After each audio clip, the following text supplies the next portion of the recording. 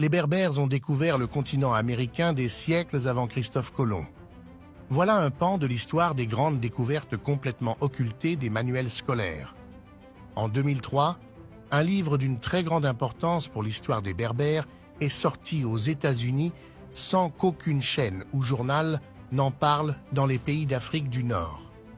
Il s'agit du livre rédigé par l'historien américain du nom de Frank Joseph qui a documenté la découverte dans le sud de l'Illinois aux États-Unis.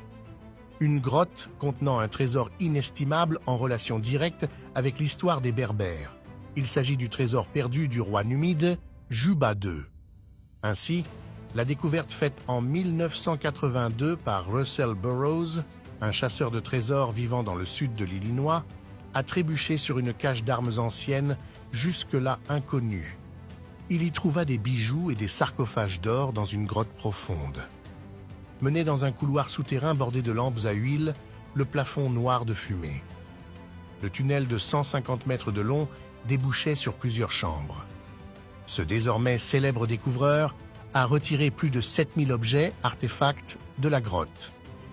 Il y avait aussi des tablettes de pierre inscrites. Le découvreur aurait trouvé et enlevé de nombreux artefacts en or. Ceux-ci semblent authentiques et contiennent des traces d'écriture en caractères Tifinagh berbère.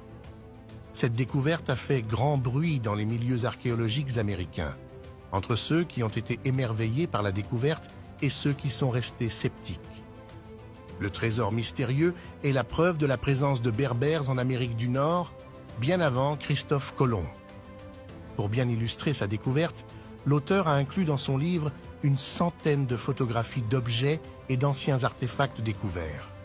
En plus, il raconte comment le roi Juba II et ses marins berbères ont voyagé à travers l'Atlantique.